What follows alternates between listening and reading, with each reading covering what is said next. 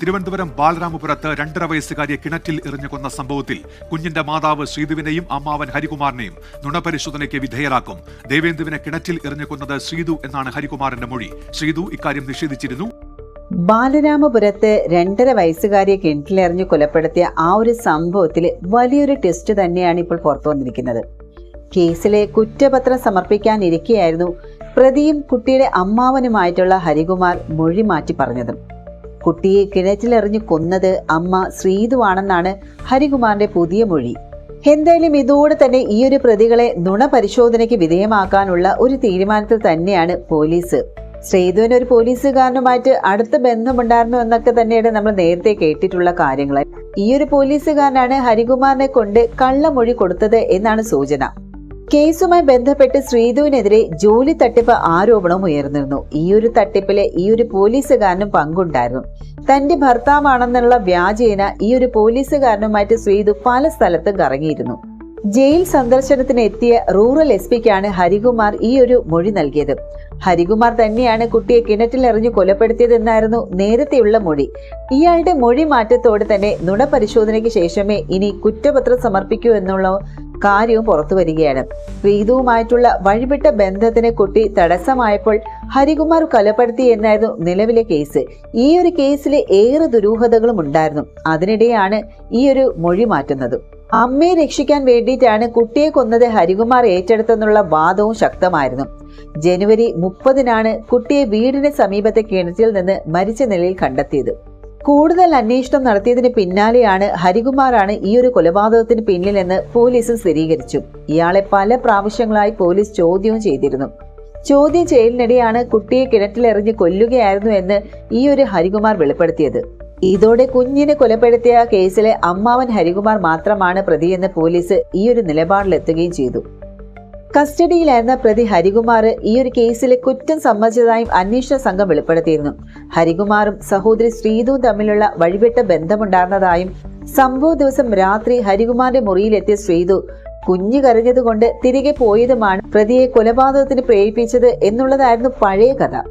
കുഞ്ഞു കരഞ്ഞതുകൊണ്ട് തന്നെ അന്നേ ദിവസം രാത്രി സഹോദരി ഹരികുമാറിന്റെ മുറിയിൽ കഴിഞ്ഞിരുന്നില്ല. ഇതിന് പിന്നാലെയാണ് സഹോദരിയോടുള്ള ആ ഒരു വൈരാഗ്യത്തിന് ഈ ഒരു പ്രതി കുഞ്ഞിനെ കിണറ്റിലെറിഞ്ഞ് കൊലപ്പെടുത്തി എന്നതായിരുന്നു നിഗമനം. ജനുവരി 30-ന് രാവിലെയാണ് ബാലരാമപുരം കോട്ടുകൽ കോണത്തെ 2.5 വയസ്സുകാരിയെ കിണറ്റിൽ മരിച്ച നിലയിൽ കണ്ടെത്തിയത്. വീട്ടിൽ ഉറങ്ങിക്കിടന്ന കുഞ്ഞിനെ പുലർച്ചെ 5:15 കാണാതായി എന്നായിരുന്നു പരാതി. തുടർന്ന് തിരച്ചിൽ നടത്തിയതിനിടെയാണ് രാവിലെ 8 മണിയോടുകൂടി വീടിന്റെ സമീപത്ത് കിണറ്റിൽ നിന്ന് ഈ ഒരു മൃതദേഹം കണ്ടെടുത്തത്. ഈ ഒരു കുഞ്ഞിന്റെ മരണത്തിൽ തുടക്കം മുതലേ തന്നെ ദുരൂഹതകളും ഉണ്ടായിരുന്നു. ആൾമറയുള്ള കിണറ്റിലാണ് കുഞ്ഞിന്റെ മൃതദേഹം കണ്ടെത്തിയതെന്നത് സംഭവം കൊലപാതകമാണെന്നുള്ള ഒരു സംശയത്തിന് ആക്കം കൂട്ടി. ഇതിനിടെ വീട്ടിലെ മുറിയിലെ മണ്ണെണ്ണയുടെ ഗന്ധവും കയർ കുരുക്കിട്ട നിലയിൽ കണ്ടെത്തിയതും ദുരൂഹത വർദ്ധിപ്പിച്ചു. പിന്നാലെ കുഞ്ഞിന്റെ അമ്മ ശ്രീധുവിനെയും അച്ഛനെയും പോലീസ് കസ്റ്റഡിയിലെടുത്ത് ചോദ്യം ചെയ്തു. ഒപ്പം കുഞ്ഞിന്റെ മാതൃ സഹോദരനായ ഹരികുമാറിനെയും കസ്റ്റഡിയിലെടുത്തു. ഈ ഒരു ചോദ്യം ചെയ്യലിനാണ് ഹരികുമാർ പോലീസിനോട് ആദ്യം കുറ്റസമ്മതം നടത്തിയത്. കുഞ്ഞിനെ കിണറ്റിലെറിഞ്ഞ് കൊലപ്പെടുത്തിയത് താനാണെന്ന് ഹരികുമാർ തുറന്നു പറഞ്ഞു. എന്നാൽ പ്രതിയുടെ പല മൊഴികളിലെയും ഈ ഒരു അടിമുടി വൈരുദ്ധ്യം നിലനിന്നതുകൊണ്ട് തന്നെ പോലീസ് വിശദമായിട്ടുള്ള ഒരു അന്വേഷണവും നടത്തി. കുഞ്ഞിന്റെ കൊലപാതകത്തിൽ ഹരികുമാറിന് പുറമെ മറ്റാർക്കെങ്കിലും പങ്കുണ്ടോ എന്നതായിരുന്നു പോലീസ് പ്രധാനമായിട്ടും അന്വേഷിച്ചത്. കുഞ്ഞിന്റെ അമ്മ ശ്രീധുവായിരുന്നു ഈ ഒരു സംശയമുള്ളവരുടെ പട്ടികയിൽ ഒന്നാമതെത്തിയത്. ശ്രീധുവിനെ പോലീസ് വിശദമായിട്ട് ചോദ്യം ചെയ്തു. ഇതിനിടെ കുഞ്ഞിന്റെ പിതാവിനെ പോലീസ് വിട്ടയച്ചു. ശ്രീധുവും സഹോദരൻ ഹരികുമാറും താമസിക്കുന്ന ആ ഒരു വീട്ടിലെ യുവതിയുടെ ഭർത്താവ് അധികം വരാറില്ല എന്ന് നാട്ടുകാരും മൊഴി നൽകിയിരുന്നു. കുഞ്ഞിന്റെ മരണത്തിൽ പ്രതി ഹരികുമാറിനെ സംഭവ ദിവസം തന്നെ പോലീസ് അറസ്റ്റ് ചെയ്തിരുന്നു. ഇതിനിടെ ഹരികുമാറും സഹോദരി ശ്രീധുവും തമ്മിലുള്ള ആ ഒരു വാട്സപ്പ് ചാറ്റുകളെ കേന്ദ്രീകരിച്ച് പോലീസ് അന്വേഷണവും ആരംഭിച്ചു. തലേ ദിവസം രാത്രി വരെ ഇരുവരും ഫോണിൽ ചാറ്റ് ചെയ്തിരുന്നതായും ഇതിൽ കണ്ടെത്തി. ഒരേ വീട്ടിൽ താമസിച്ചിട്ടും ഇരുവർക്കും വാട്സപ്പ് വഴി എന്താണ് ഇത്ര സംസാരിക്കാനുള്ളത് എന്നുള്ള ചോദ്യമായി അവശേഷിച്ചു. ഇതിനിടെ ഇവരുടെ ഫോണിൽ നിന്ന് നീക്കം ചെയ്ത ചാറ്റുകൾ വീണ്ടെടുക്കാനുള്ള ഒരു ശ്രമങ്ങളും തുടങ്ങി. ഈ ഒരു സംഭവത്തിൽ പോലീസ് അന്വേഷണം തുടരുന്നതിനിടെയാണ് ശ്രീധുവിന്റെയും ഹരികുമാറിന്റെയും വീട്ടിലെ മന്ത്രവാദവും പൂജകളും നടന്നിരുന്നതായിട്ടുള്ള ആരോപണങ്ങൾ ഈ ഒരു നാട്ടുകാരിൽ നിന്ന് ഉയർന്നതും. കുടുംബത്തിന് വലിയ സാമ്പത്തിക ബാധ്യത ഉണ്ടായിരുന്നതായും ആരോപണവും ഉണ്ടായി. ശ്രീധുവിനെതിരെ സാമ്പത്തിക തട്ടിപ്പിലും പരാതിയും ഉയർന്നു. മന്ത്രവാദത്തിന്റെ ഭാഗമായാണോ കുഞ്ഞിനെ കൊലപ്പെടുത്തിയെന്നുള്ള സംശയവും ഈ ഒരു ഘട്ടത്തിൽ ബലപ്പെട്ടു. തുടർന്ന് കുടുംബവുമായി ബന്ധമുണ്ടെന്ന് ആരോപണമുയർന്ന ജോൾസിനെ പോലീസ് കസ്റ്റഡിയിലെടുത്ത് ചോദ്യം ചെയ്തു.